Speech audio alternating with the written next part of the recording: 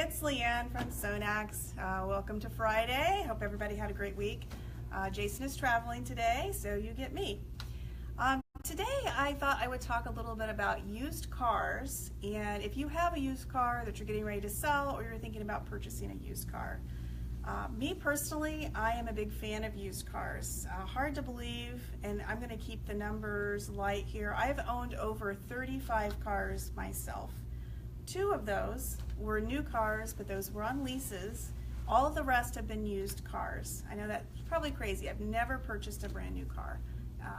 I can't put up with the price and the depreciation as soon as you pull off of the lot. I mean, I've always known that was a factor until recently. Now I hear a bunch of stuff about how big of a factor it is. So one of the ways I always buy my used cars is my sweet spot is about a 5-year-old car. Now to me, what that means is it usually has had one owner that has generally taken care of it, but this one owner will probably churn through new cars. They just like to buy new cars. So I'm getting one with fairly low miles. They've already taken off the depreciation, so I'm getting a pretty good deal on it. And up until recently, I've usually sold the car for whatever I purchased the car for. I took a lot of pride in that through the years, that I've never really lost money on a car. I've never really made money, but I'm not losing any money. Until recently, I went to sell my 2005 Mini Cooper, and while I got a tremendous trade-in value on it, it still was at about a 35% loss from what I paid for it 2 years ago. So that was a pretty big awakening for me on that. And then yesterday, Bloomberg published a report that I saw in one of my feeds, and it had some fascinating stats. So I'm going to run through just about 5 or 6 of those stats, and then we're going to talk about some products that will help you get your car in the best looking possible condition so you can get the most value out of it if you go to trade it in or if you sell it on yourself. So I've got some cheat notes. Woo! Got some cheat notes here that I'm going to look down to just to tell you some of these stats. I found them just shocking, especially since 1, I'm in the car care business, and 2, I'm a huge proponent of used cars. So the first thing that caught my eye was the title, and that was that used cars has dropped the first time in the last 7 years. So used cars, the price has always been going up until this year, and then boom, big price drop. First time in 7 years, big drop. And part of that is because there's a huge glut in the market right now. The new car dealers are like pushing out all these new models, and there's more and more used cars on the market, and people like me go through a lot of used cars, or they might be holding on to their used car longer, either because they can't afford the new car, or they've got kids coming up through college, you know, baby boomers like myself, you know, pass their car along to their children. But all of that is driving down the price and on used cars. So that's one of the reasons why you're not getting as much for your used car as you used to. It's down 17% actually.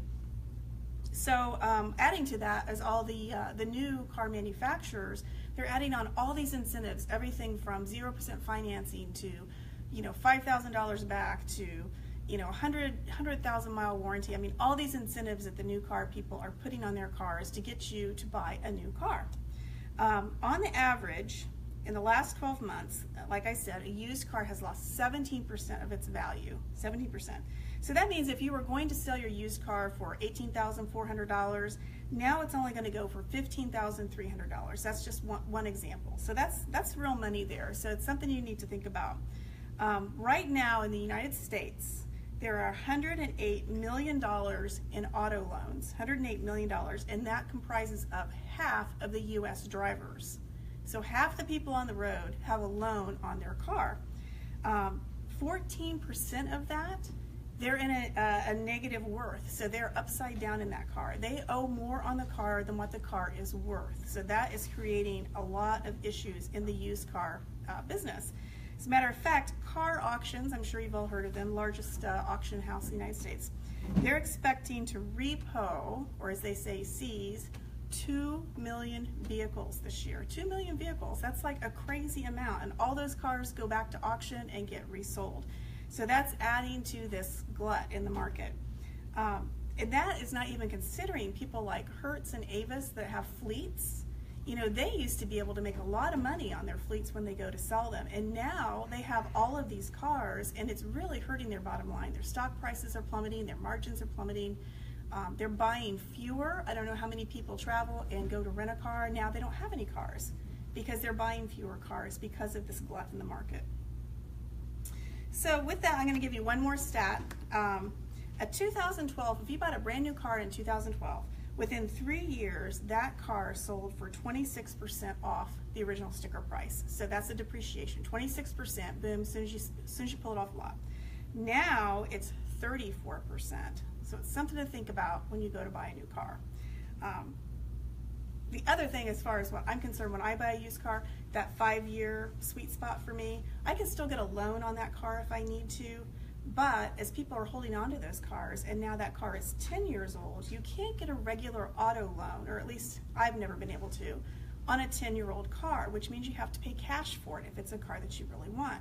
As you know, a lot of people are cash strapped, especially if they're having their new car repoed, or they just don't have the cash anymore. So that's like pushing them to different markets or getting them to buy a brand new car where it's 0 down, 0 finance, and they're getting all these other incentives. So all of that being said, what can you do as a consumer or as a person like me or a detailer or whatever, is you got to get your car looking the best that it can in this market, because you're competing against a lot of other used cars. So today I'm just going to talk about a few products that don't take more than an hour or so of your time, just to kind of perk your car up a little bit, give it that curb appeal to get people interested in buying your car. Now first off, I will say, if you have the money, please go to a professional detailer and let them take care of the car. It will come back looking brand new, and you may spend $200 or $300 depending on what area you live in. It's well spent money. These guys know what they're doing, and it's going to make your car look brand new. It's going to get you the best resale. That being said, if you don't have the money, or you can't find one in your area, or you don't trust them, here's some things that you can do. So I'm going to talk about a few products. I'm going to get my notes here. First thing, let's talk about exterior. So you can clean the wheels. You've seen videos for our wheel cleaner. You spray it on, you let it turn, you rinse it off. It doesn't get much easier than that. Makes your wheels, takes all that brake dust off, makes you look like you've been maintaining your car, even though maybe you haven't because it's been a used car, but it's super easy to use. And then you want to dress the wheel. There's a lot of tire dressings out there. We offer our tire gloss gel. Put it on once, wipe it off, gives it that luster look like the tires are new, or you can put it on twice, it's extra glossy. So this makes your wheels on your car, or the tires, I'm sorry, look a lot newer than maybe they are. If they're kind of bald and low on tread, you want to try and get that tire looking as best as you can. So these two products here are really going to help you. As far as the paint goes, you at least want to give it a good wash. We have an awesome car wash here. It has a lot of surfactants in it. It's going to raise the dirt up off of the paint. The last thing you want to do is be washing your car and grinding the dirt to further mar the paint. So use a good car wash on that. The very least that you can do is use a clay bar, a clay mitt. We offer a clay disc that can be used by hand or by machine if you don't have access to a machine. This takes off, you've heard Mike Phillips, you've heard us talk about it a lot. You do the baggie test, you take a sandwich bag, you put it on your hand, you rub it over the paint. If you feel little nibs on there, or it feels like dirt that's still on there, those are just contaminants that have gotten into the paint. And what that's going to do is it's going to make the paint look not as shiny, because a flatter paint reflects more. That's the whole point of buffing and polishing your car. You want the paint to get as flat as you can. So use a clay bar, clay disc, clay mitt, whatever. Get a lot of those contaminants off of there that you can. Now if your car has light swirl marks on it, you might be able to get away with a wax polish that has a light abrasive in it. We offer this Easy Shine. It has a very fine abrasive in it. We've done videos on it before. You've seen that. It takes a lot of the light swirl marks out and gives it a nice shine. But at the end of that, after you've decontaminated, you've kind of fixed up the paint a little bit, you want to give it a nice wax. Now normally I would suggest a polymer-based wax, either like our Brilliant Shine or like Polymer Net Shield, something that's going to give it that hydrophobic capability. But for this case, you really want the car to have that nice, deep, glossy, buttery look to it because you're trying to sell it, right? So I would suggest our high-speed wax because it is carnauba based, has just a touch of silicone in it. It's going to get your car looking just fantastic. Again, we've done a lot of videos on this. I'm not going to harp on the hows and whys. You can watch any of those videos, but it's nice to give a nice little touch to it at the end, okay? One thing that I've noticed on a lot of my cars, especially the Mini Cooper that I traded in, it has a lot of plastic trim to it that fades, either with the sun or with salt. We live here in Indiana. You want to get that plastic trim looking back like new, whether it's your bumper, rubber bumper, the trim around the side mirrors. So we have a plastic restore gel that we use. We used a lot of this yesterday on our van. It is silicone free formula. So you put it on a sponge, or I used a microfiber yesterday. It's so simple to use. You wipe it on. If there's any extra, you'll wipe it off. It really brings that rubber and plastic back to showroom new quality.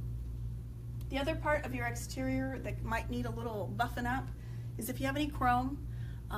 Again, we've done a lot of videos on our chrome and aluminum paste. Super easy to use, has a light abrasive in it, has a good protectant in it to keep it the contaminants from reoccurring. You wipe it on, you wipe it off. It's super simple.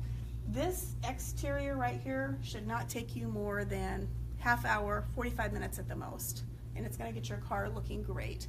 Just kind of as a side note, if your headlights have that fogging on there or the yellowness on there, do a little kit like our kit, which is our headlight restoration kit.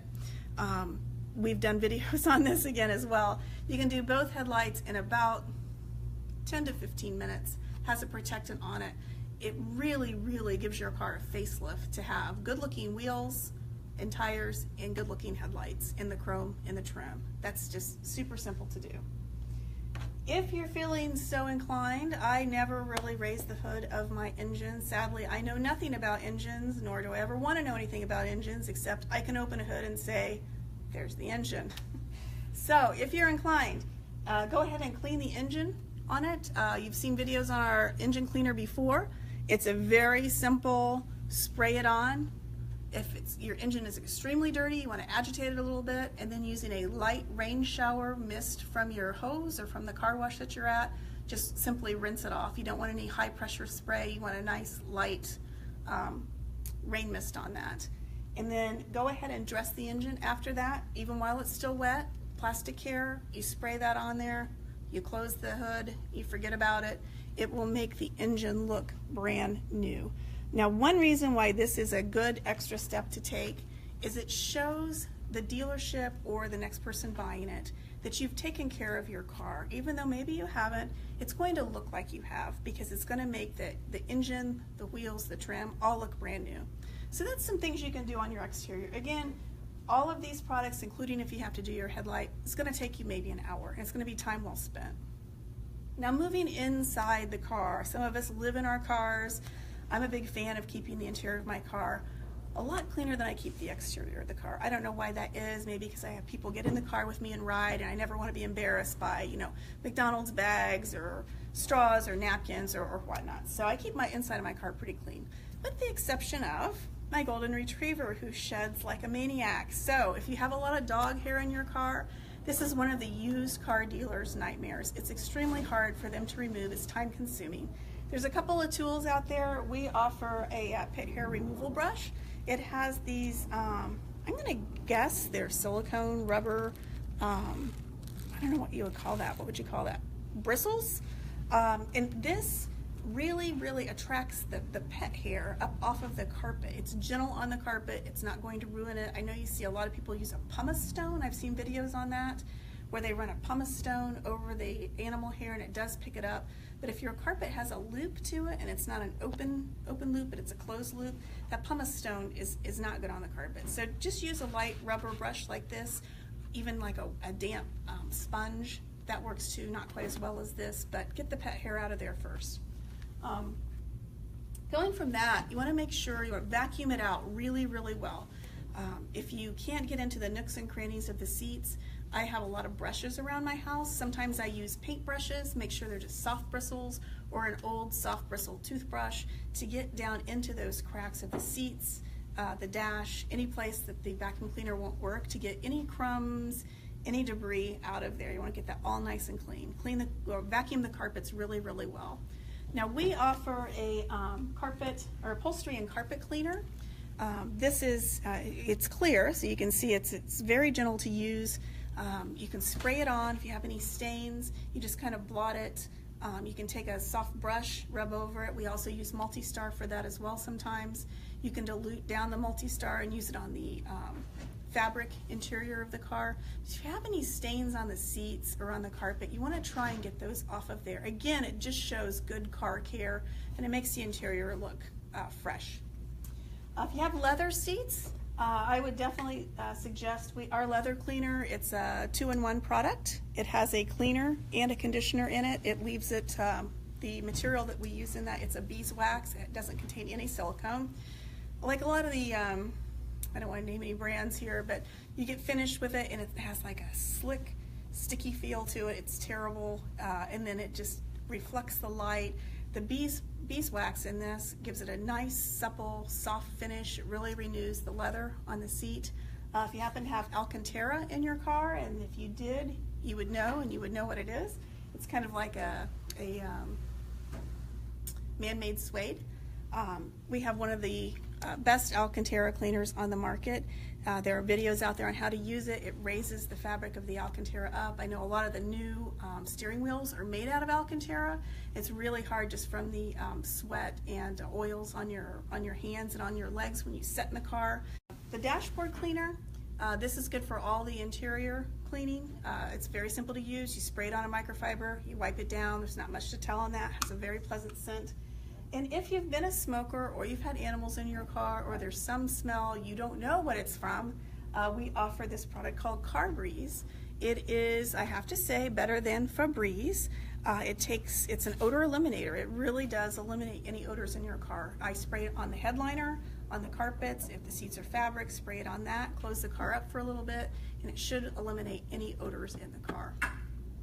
So the interior might take you another 20 minutes to clean out. So altogether, you're looking at maybe an hour and a half, and it's money well spent if you want to try and get the most for your used car, if you're going to trade it in or if you're selling it to a private person. So that is our Facebook Live for today. I hope everybody enjoyed that. Let's say go Ed Carpenter Racing tomorrow in St. Louis at the Gateway Motorsports. If you have any questions, give us a call here at the office or visit our website, and we will see you next week. Thanks for joining us.